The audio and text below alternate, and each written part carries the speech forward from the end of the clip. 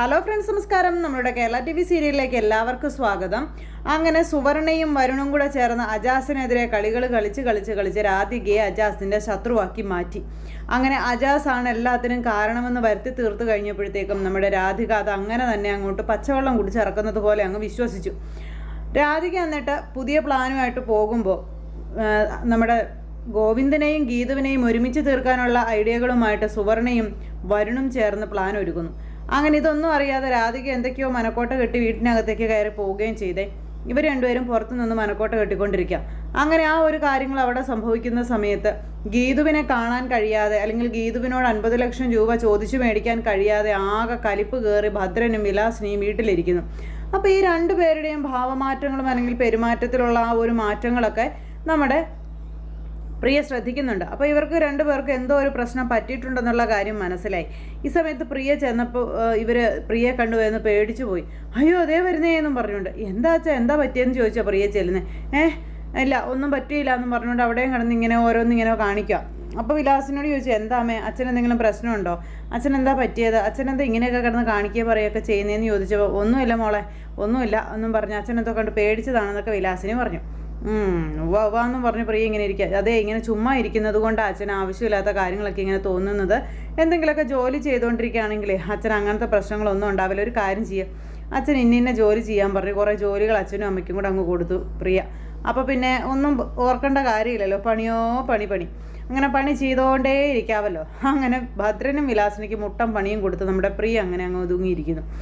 അങ്ങനെ അവിടെ ഇവർക്കുള്ള പണി കൊടുത്ത് പ്രിയ സായുജ്യം അടയുമ്പോൾ ഇവിടെ ഇപ്പുറ സൈഡിൽ കിഷോർ ഇങ്ങനെ ആകെ വിഷമിച്ച് നിൽക്കുക. കമ്പനിയിലേക്ക് ചെല്ലാൻ നിവർത്തിയില്ല. ചെന്ന് ഈ കിഷോറിൻ്റെ തലവെട്ടം കണ്ടു കഴിഞ്ഞിട്ടുണ്ടെങ്കിൽ ഈ വിളക്കിൽ നിന്ന് വന്ന ഭൂതത്തിനെ പോലെയാണ്. അങ്ങനെ ആ ഒരു പണി കൊടുക്കലാണ് ഗോവിന്ദും ഗീതവും കൂടി. അപ്പോൾ ഈ കാര്യങ്ങളൊക്കെ ആലോചിച്ച് തല പുകഞ്ഞു നിൽക്കുന്ന കിഷോറിൻ്റെ അടുത്തേക്ക് നമ്മുടെ അനുജത്തി വന്നു, ശ്രീജ വന്നിട്ട് ചോദിച്ചു, എന്താ ഏട്ടൻ എന്താ പറ്റിയ, ഏട്ടൻ എന്താ ആലോചിക്കുന്നതെന്ന് ചോദിച്ചപ്പം ഞാൻ കമ്പനിയിലെ കാര്യങ്ങളും ഗീതുവിനെക്കുറിച്ചുള്ള കാര്യങ്ങളും ആലോചിക്കായിരുന്നു എന്ന് പറഞ്ഞു.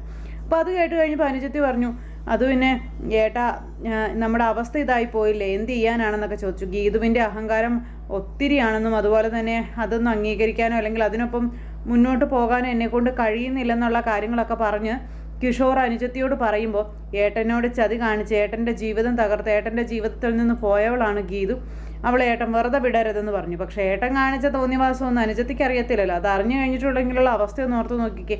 എന്തായാലും അനുജത്തി ഇപ്പോൾ ഗീതുവിനെ ശത്രുപക്ഷത്ത് തന്നെ നിർത്തിയിരിക്കുന്നത്. അതുകൊണ്ട് തന്നെ ഗീതുവിനോട് ക്ഷമിക്കരുതെന്നും ഗീതുവിന് വേണ്ടുന്ന ശിക്ഷ കൊടുക്കണം എന്നുള്ള കാര്യങ്ങളൊക്കെ പറയാം. അപ്പോൾ അനുജത്തിയും അതൊക്കെ പറയുന്നത് കേട്ടപ്പോൾ കിഷോറിന് ശരിയാണ്, അതങ്ങനെ തന്നെ അങ്ങ് ആയാലും കുഴപ്പമൊന്നും ഇല്ലെന്നുള്ളൊരു മൈൻഡായി.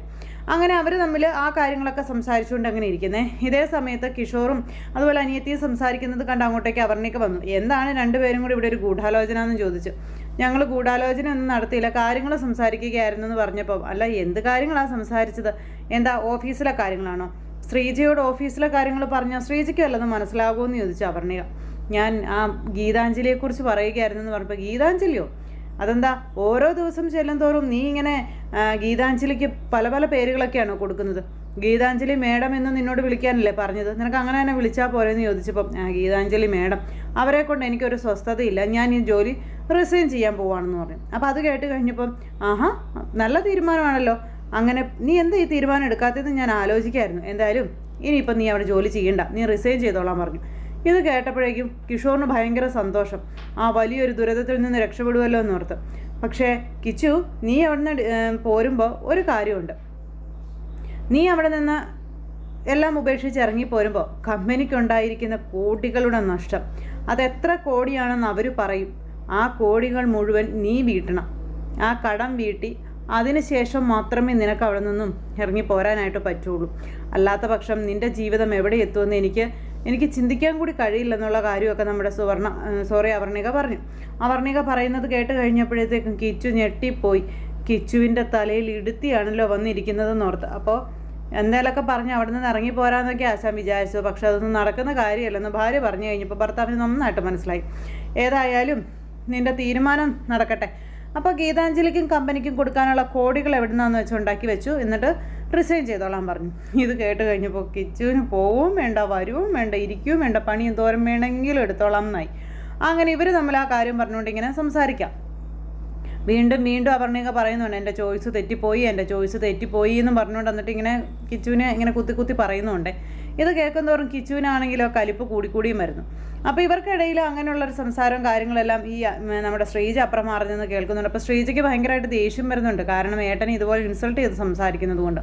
പക്ഷേ ഏട്ടൻ കൊടുക്കേണ്ടി വരുന്ന കോടികളെക്കുറിച്ച് കേട്ട് കഴിഞ്ഞ് പനിച്ചതിക്ക് ഒരു പേടി, ദൈവമേ ഇനിയിപ്പം ഉള്ള കിടപ്പാടം കൂടി പോവുക, അതുകൊണ്ട് പിന്നെ ഏട്ടൻ അവിടെ തന്നെ നിൽക്കട്ടെ എന്നായി അനുജത്തിക്ക്. അങ്ങനെ ആ ഒരു സംഭവം അവിടെ നടക്കുന്നു. ഇതേ സമയത്ത് അറക്കൽ തറവാട്ടിൽ നമ്മുടെ ഗീതുവിൻ്റെ നടു ഒടിക്കാൻ വേണ്ടിയിട്ടുള്ള പരിശ്രമങ്ങളാണ് അവിടെ രാധിക ഒരുക്കുന്ന കെണിയിൽ രാധിക തന്നെ വീഴുന്നു. അതുപോലെ തന്നെ ഗീതുവിനും ഗോവിന്ദനും ഒന്നിൽ കൂടുതൽ തവണ അടുക്കാനുള്ള അവസരങ്ങളും കിട്ടിക്കൊണ്ടേയിരിക്കുന്നു. പിന്നെ അവിടെ എണ്ണയൊഴിച്ച് കളിയായിരുന്നു. എണ്ണയൊഴിച്ച് നമ്മുടെ ഗീതുവിനെ വീഴ്ത്താൻ വേണ്ടിയിട്ട് പരിശ്രമങ്ങൾ പലതും നടത്തി. വരുന്നവർ മുഴുവൻ അവിടെ തെന്നി വീഴുന്നു എന്നുള്ളതല്ലാതെ ആർക്കും ഒന്നും പറ്റുന്നില്ല. എന്തായാലും നമ്മുടെ ഗീതുവിന് ഒഴിച്ചിട്ട എണ്ണയിൽ ആദ്യം വന്ന് വീഴുന്നത് ഗീതു തന്നെ വീണു കേട്ടോ. ഗീതു വീണ് തെന്നി ഇങ്ങ് പോരുന്നു. അപ്പോഴേക്കും കണ്ണേട്ടാന്നും പറഞ്ഞൊരു വിളി. കണ്ണേട്ടനപ്പോഴത്തേക്കും പറന്നിങ്ങ് വന്നു. ആ പറക്കൽ നമ്മുടെ ഗീതുവിൻ്റെ അടുത്തേക്കും പറന്നങ്ങ് ചെന്നു. അവിടെ അങ്ങ് നിന്നില്ല. അവിടുന്ന് വന്ന നമ്മുടെ ഗോവിന്ദ എണ്ണയിൽ ചൊട്ടി ദേ വരുന്നു, ഗീതുവിൻ്റെ ദേഹത്തേക്ക് വന്ന് മറിഞ്ഞു വീണു. അപ്പോൾ ഇവർ രണ്ടുപേരും കൂടെ മറിഞ്ഞു വീണ് കിടക്കുന്നത് കണ്ടപ്പോഴത്തേക്ക് രാധികയ്ക്ക് സഹിച്ചില്ല. രാധിക എന്ത് ചെയ്തു, ഇവരെ രണ്ടുപേരെയും കൂടെ പിടിച്ചു മാറ്റാൻ വേണ്ടി അങ്ങോട്ടേക്ക് ചെന്നു. പിടിച്ചു മാറ്റാൻ ചെന്ന രാധികയും എണ്ണയിൽ കുളിച്ച് അവിടെ നിന്ന് നടു തല്ലി വീണു. അപ്പോഴേക്കും അയ്യോ ഇവിടെ എന്താണെന്ന് ചോദിച്ച് കാഞ്ചന വരുന്നു. കാഞ്ചനയ്ക്ക് ഈ എണ്ണ ഒഴിച്ച കഥയൊന്നും അറിയില്ലല്ലോ. കാഞ്ചന ഇങ്ങ് വന്ന് നിൽക്കുന്നു. കാഞ്ചന വന്ന് നിന്നത് മാത്രമേ ഓർമ്മയുള്ളൂ. കാഞ്ചനയുടെ കയ്യിലുണ്ടായിരുന്നതൊക്കെ അതായത് ഒരു പാത്രവും കുറേ വെള്ളമൊക്കെ അതൊക്കെ രാധികയുടെ ദേഹത്തേക്ക് വീണു. എന്നിട്ട് പിന്നെ കാഞ്ചനയും ആ എണ്ണയിൽ കിടന്ന് ഉഴുതുമറിയുക. ഈ ഉഴുതുമറിച്ചിലിനിടയിലും രാധിക ഗോവിന്ദനെയും ഗീതുവിനെയും പരസ്പരം പിരിക്കാനാണ് നോക്കുന്നത്. ഗോവിന്ദനാണ് എഴുന്നേക്കും തോറും ഗീതുവിൻ്റെ ദേഹത്തേക്ക് വീണുകൊണ്ടേയിരിക്കുന്നു. അത് രാധികയ്ക്ക് കണ്ടിട്ട് സഹിക്കുന്നില്ല. രാധികയാണെങ്കിൽ ഗോവിന്ദനെ പിടിച്ചു പൊക്കാനായിട്ടൊക്കെ ശ്രമിച്ചുകൊണ്ടിരിക്കുക ആ എണ്ണയ്ക്കകത്ത് കിടന്ന്.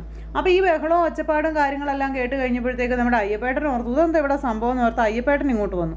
അയ്യപ്പേട്ടൻ വരുമ്പോൾ കാണുന്ന കാഴ്ച എന്ന് പറഞ്ഞ് ഇവരെല്ലാവരും കൂടെ ആ എണ്ണയ്ക്കകത്ത് കിടന്ന് ഉരുണ്ട് മെഴുകി കളിക്കുന്നതാണ്. ഇത് കണ്ടപ്പോൾ അയ്യപ്പേട്ടൻ ഇങ്ങനെ അമ്പരപ്പോട് കൂടി നോക്കുമ്പോൾ എന്താ ഗോവിന്ദനും ഗീതവും കെട്ടിപ്പിടിച്ചിങ്ങനെ ആ എണ്ണയ്ക്കകത്ത് കിടക്കുക. തൊട്ടപ്പുറം രാധിക, അതുപോലെ തന്നെ കാഞ്ചന. ഇവരിപ്പോൾ പരസ്യമായിട്ടും തുടങ്ങിയോ എന്നൊക്കെ ഇങ്ങനെ അയ്യപ്പേട്ടൻ അവിടെ നിന്ന് ചിന്തിക്കുക കേട്ടോ. അയ്യപ്പേട്ടൻ്റെ മനസ്സങ്ങ് നിറഞ്ഞു. കുറച്ച് കഴിഞ്ഞപ്പോൾ അയ്യപ്പേട്ടന് മനസ്സിലായത് ഇവിടെ എണ്ണയാണെന്ന്. അയ്യപ്പേട്ടൻ നേരത്തേക്ക് അവിടെ ചെന്ന് വല്ല കുശലം പറയാൻ ചെന്നപ്പോൾ പിടിച്ച് എഴുന്നേൽപ്പിക്കടോ, ഇവിടെ ആരാടോ എണ്ണ കൊണ്ട് ഒഴിച്ചതെന്ന് ചോദിച്ചു ഗോവിന്ദൻ ഇങ്ങനെ ദേഷ്യപ്പെട്ടു. അപ്പോഴാണ് പാവത്തിന് മനസ്സിലാകുന്നത് ഇത് റൊമാൻസ് അല്ല, എണ്ണ മെഴുക്കിൽ പറ്റിയ കാര്യമാണെന്ന്.